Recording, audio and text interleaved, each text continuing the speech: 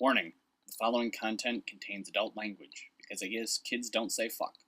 Hey everyone, I'm Dustin Matheson, and I'm in debt. I'm going to change that, because getting out of debt is good.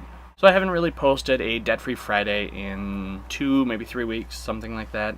I'm still kind of holding true to it. I'm just lazy at picking days and times in which to actually record these videos, just because usually on my days off and everything, I usually plan to do other things. And then on the days that I do work, I don't really want to do anything after work except just sit down, watch some TV, and then go to bed.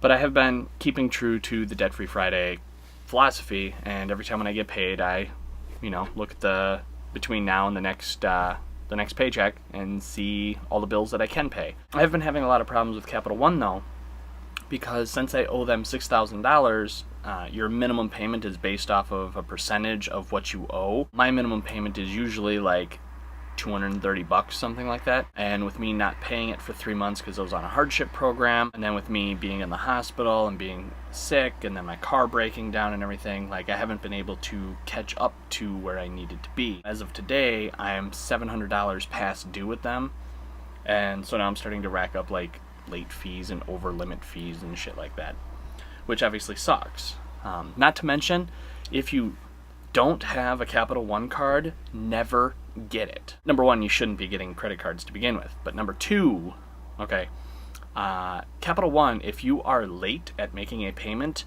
they will automatically call you incessantly. I made a deal with them about a week and a half ago after they called me about 9 times in one day. And on the 15th, when I got paid, I was going to make a payment to them of about $230. That was yesterday. This morning I woke up twice to them calling. I had 2 missed calls. One at 8:10 a.m., one at 9:35 a.m., and then the one I actually answered was at 12:41 a.m. And I talked to them for, as you can see on there, about 20 minutes. And the thing is they never keep records, at all. So, the lady I spoke to today, I'm on the phone with her, and she's like, "Hey, this is blah, blah, blah from Capital One, and I just want to talk to you about your balance, or your account ending in blah, blah, blah, blah, blah." And I'm like, "Yeah, I know. I already talked to someone last week about it, and I was supposed to make a payment. I just made a payment and everything." And she's like, "Oh, well, I don't see that here." "Oh, I do see that here." "Okay, well, it looks like you did make the payment." "Well, you still owe us $699, and you have to pay that by the 11th. Can you do that?" I'm like, "Of course I can't." I have other bills I have to do. I have to make sure I make my car payment on time so my car doesn't get repoed. I have to pay car insurance so I can make sure it's legal for me to drive on the road so I can get to and from work. You guys are the least of my issues right now. I have other bills I have to pay. You guys aren't it. Apparently, after I explained to her that the reason why I'm behind is because I was out of work for 2.5 weeks because of the appendicitis. My car broke down, and so I had to spend $210 or whatever to fix that. I was out of work for a day or two because I was really sick in January. I explained all of that, and she's like, "Oh, so what you're saying is you're having a hard time with money." Yeah, that's what I've been saying for the last 6 months.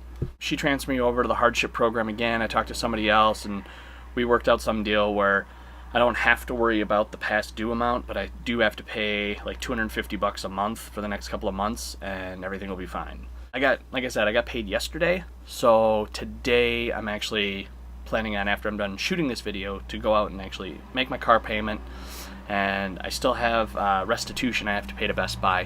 Can't remember if I told you guys the whole story behind that, but it's not really important. All that matters is in the next month or the month after that, the restitution will be all paid off, and that's an extra $100 a month I could use towards something else. So that's good for me. Both my Best Buy cards, my Best Buy store card and my Rewards on MasterCard, both of those are now paid. Rewards on MasterCard I paid $30 to. My Best Buy store card I paid $40 to.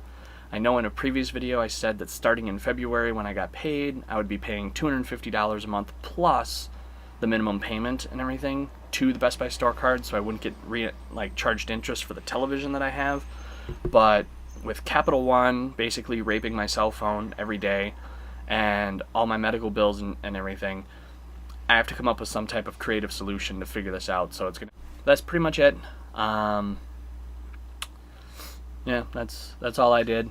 I do really want to make videos explaining to you about the budget that I'm using and stuff like that. I just don't have the ambition to write that stuff down. Even though I have a ton of extra time and everything, I find myself just wasting my time. Eventually, one of these days, I'm going to do something, although one of these days actually refers to none of these days. If you want something done, you give it to a busy person, because they're like, okay, well, I'm already doing all this stuff, so I'll just throw that in there. Whereas if you have someone that, isn't busy at all and you give it to them, they'll procrastinate like there's no tomorrow, and then it'll never get done. I'm the person who has nothing to do. All I do is I go to work for 40 hours a week and come home. And that's pretty much all I do. I'm just not very ambitious, which is probably what got me in the predicament I'm in right now. So that kind of sucks. But anyway, I'm off to make my car payment, and I have to call up the restitution department for Best Buy and pay them money. So yay for me. That's all I've got.